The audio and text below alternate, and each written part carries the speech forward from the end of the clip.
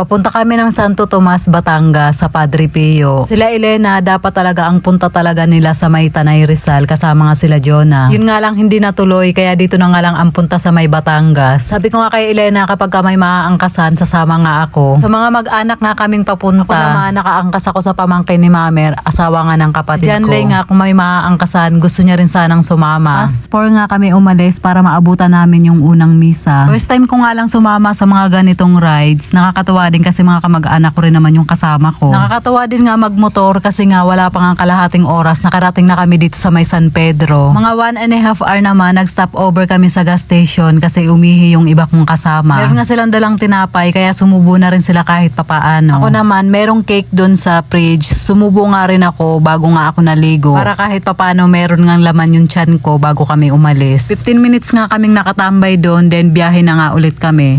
Pagdating nga namin sa may Calamba, sinaplat yung gulong ni Tito Orly kaya kailangan naming huminto lahat. Ang bilis nga lang lumiwanag paghinto nga lang nga namin dito. Sabi nga ni Tita Tess, sigurado hindi na namin maaabutan yung first mass. Ang tagal din nga ng pag-aantay namin kasi malayo din yung pinag-vulcanizingan nila. Inabutan na rin talaga kami ng liwanag.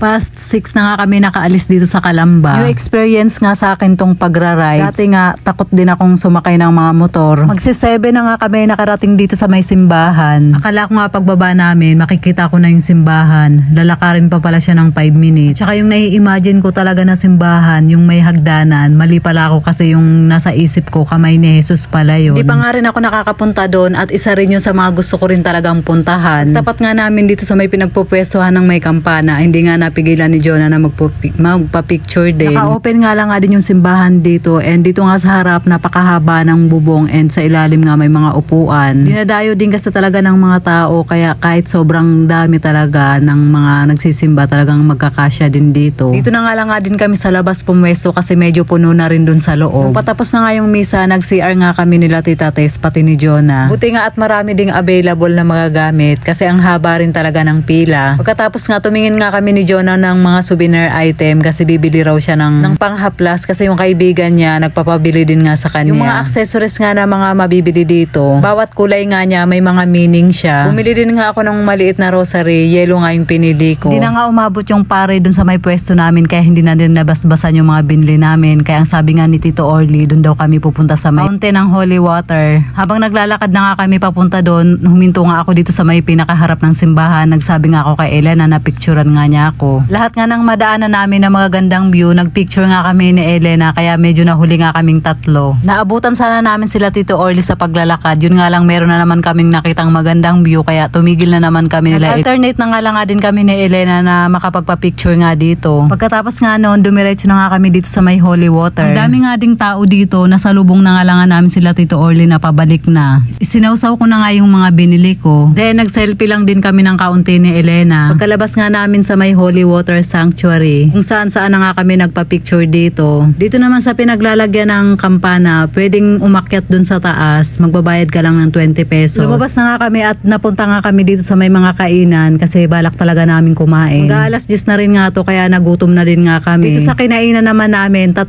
yung menu na available nga nila. Merong pares, merong lomi at saka meron ding lugaw. Yung pares nga yung pinili nga namin. Lahat nga kami, yun yung kakainin nga namin. Nagdagdag na lang din kami ng extra rice. Masarap din kasi talaga yung pares kapag may kanin. With egg nga yung pares nga nila dito. Kapag ako kumakain ng pares, mas gusto ko talaga yung maraming bawang at saka marami ring kalamansi. Pork meat nga yung main ingredients ng pares na to, hindi siya beef. Dito kasi sa Manila, mostly talaga beef yung ginagamit kasi maraming mga kumakain ng mga Muslim. Pangalawang beses na nga ako makakakain ng pares na gawa nga sa pork meat. So nung natikman ko nga siya, nasarapan talaga ako. Iba rin talaga gumawa ng mga ganito yung mga taga Batangas. Malasa kasi siya masyado at saka yung meat kapag kinain mo siya, talagang malasa rin yung loob niya. Karamihan nga sa mga kasamahan ko, mga nag-extra rice sila. Kaya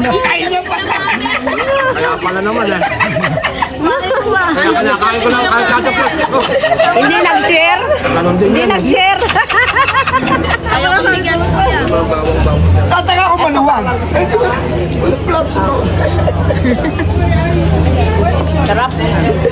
Satisfied nga kami sa mga kinain namin. Ako nga kahit isang kanin lang, nabusog din talaga ako. Pagkatapos nga namin kumain, bumili nga kami ng mga pampasalubong.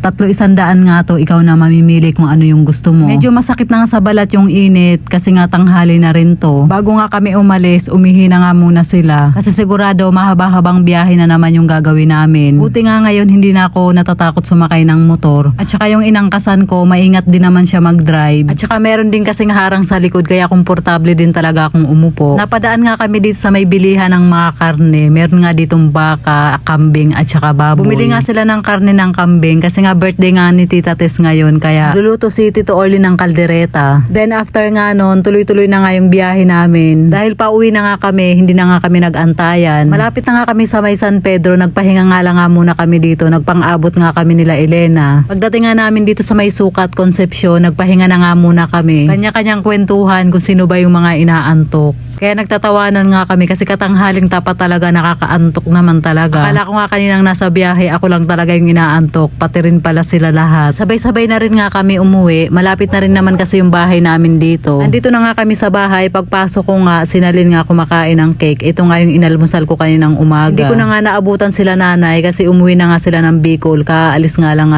daw nila, 1 oras na ang nakalipas. Pagkatapos ko nga kumain ng cake, umakyat nga ako sa kwarto at natulog ako. Sobrang antok ko rin kasi talaga dahil ang aga nga naming umalis. So yan na guys, hanggang dito na lang yung ating video for today. Maraming salamat po sa inyong panonood. Mag-iingat po kayo palagi. God bless and babush!